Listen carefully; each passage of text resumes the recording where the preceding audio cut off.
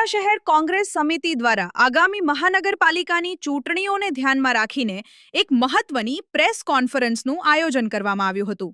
આ બેઠકમાં પક્ષની રણનીતિ અને આગામી ચૂંટણીલક્ષી આયોજન અંગે વિસ્તૃત ચર્ચા કરવામાં આવી હતી। ગુજરાતભરમાં જ્યારે સ્થાનિક સ્વરાજ્યની ચૂંટણીઓ યોજાશે ત્યારે તેને અનુલક્ષીને સર્કિટ હાઉસ ખાતે એક બેઠક તેમજ પત્રકાર પરિષદ આયોજન કરવામાં આવ્યું હતું।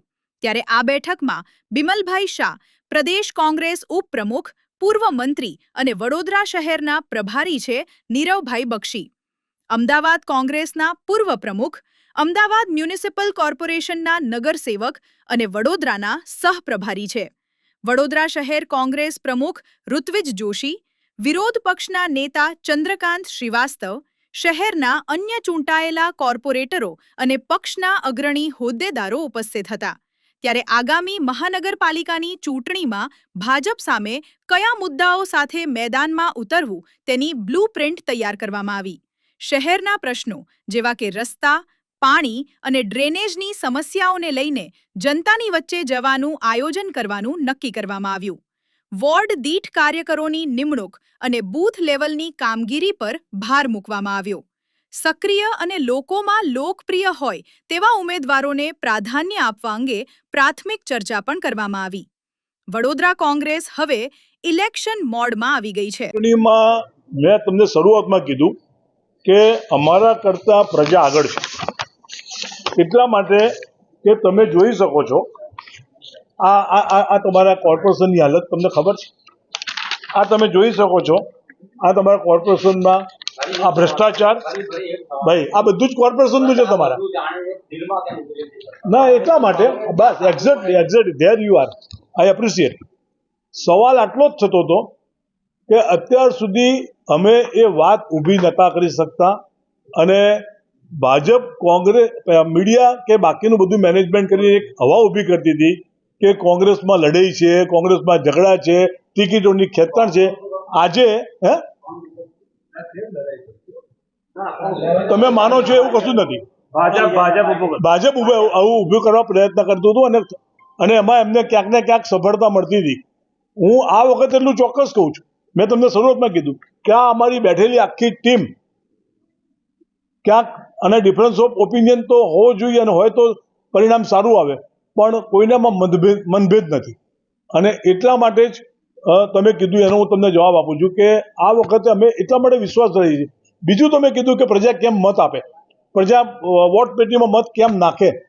પ્રજા વોટ પેટીમાં મત એટલા માટે નાખે કે આ વખતે પ્રજાને વિશ્વાસ બેઠો છે કે કોંગ્રેસ, તમે જુઓ છેલ્લા કેટલા વખતથી ઋત્વિજભાઈથી માંડીને આખું કોર્પોરેશન જે પ્રમાણે લડી રહ્યું છે, વડોદરાની પ્રજાના પ્રશ્નોને લઈને આગળ વધી રહ્યું છે, એટલે એક વિશ્વાસ બેઠો છે કે ના આ વખતે કોંગ્રેસ જીતી શકે એવું છે।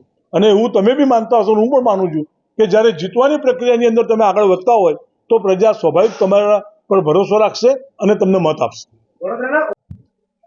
આજની પ્રેસ વાર્તામાં ઉપસ્થિત ગુજરાત પ્રદેશ કોંગ્રેસ સમિતિના સિનિયર ઉપપ્રમુખ માન્ય શ્રી બિમલભાઈ શાહ, બરોડા શહેર કોંગ્રેસના પ્રમુખ ભાઈ શ્રી ઋત્વિજ જોશી, વિપક્ષના નેતા શ્રી ચંદ્રકાંતભાઈ, પૂર્વ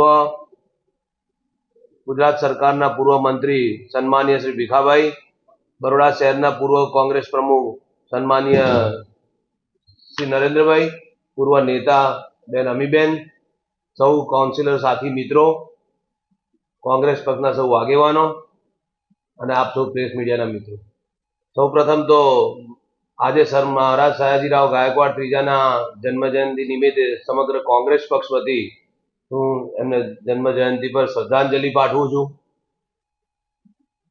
અતિ મહત્વની વાત, જ્યારે બરોડાના પ્રશ્નોની વાત હોય, બરોડા એટલે એક પ્રકારનું ભારતીય જનતા પાર્ટીના ત્રસ્ત શાસનથી ભ્રષ્ટ થયેલું એક તંત્ર છે।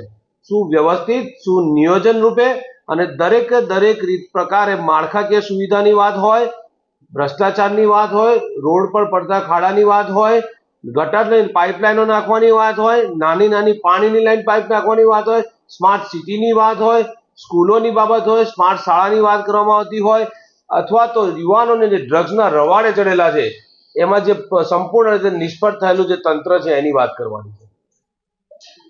આદરણીય બિમલભાઈ બહુ જ સ્પષ્ટ ભાષામાં સારી રીતે વાત કરીને ઉમેદવારો વિશેની પરિચય આપી દીધો, પાર્ટીને કામ કાર્યકરો વિશે પરિચય આપી દીધો. પરંતુ એક વસ્તુ એ સાથે સાથે હું ચોક્કસ કહીશ, આવનાર સમયમાં આ બરોડાની જનતા જે ત્રાસી ગઈ છે, સમગ્ર ભ્રષ્ટાચારથી ખતપતતું બરોડાનું તંત્ર છે, એની સામે બહુ જ તાકાતથી કોંગ્રેસ પાર્ટી લડવાની છે. આવનાર સમયમાં સૌ આગેવાનો, સૌ કાર્યકર્તાઓ કોઈ પણ પ્રકારના મતભેદ કે કોઈ પણ પ્રકારની વાત વગર તાકાતથી એક સાથે ઝઝૂમશે અને એક એક કોંગ્રેસનો કાર્યકર્તા, જે કોંગ્રેસ પક્ષના કાર્યકર્તા છે, જે આગેવાનો છે, તે પણ મજબૂતીથી લડશે. અને સાથે સાથે હું આપને એ વાતની પણ વિનંતી કરું છું, બરોડા શહેરની અંદર જે પણ આગેવાનો સંસ્થાઓ સાથે સંકળાયેલા છે, અલગ અલગ એનજીઓ સાથે સંકળાયેલા હોય, સમાજના વિવિધ વર્ગોમાંથી આવતા અને તેમના મોભીઓ હોય તેવા આગેવાનોને પણ હું વિનંતી કરું છું, આવનાર સમયમાં કોંગ્રેસ પક્ષનો તિરંગો 100% બરોડા મ્યુનિસિપલ કોર્પોરેશનમાં લહેરાવાનો છે. ત્યારે આપ સૌને પણ આગેવાનોને વિનંતી છે કે અમારા જે યજ્ઞ છે, યજ્ઞમાં આપ સૌ અંદર ઉપસ્થિત થઈ અને એમાં યજ્ઞમાં આહુતિ આપો. આવનાર સમયમાં બરોડા મ્યુનિસિપલ કોર્પોરેશનમાં કોંગ્રેસ પક્ષનો તિરંગો લહેરાય તે શુભેચ્છા સાથે જય હિન્દ, ભારત માતા કી જય.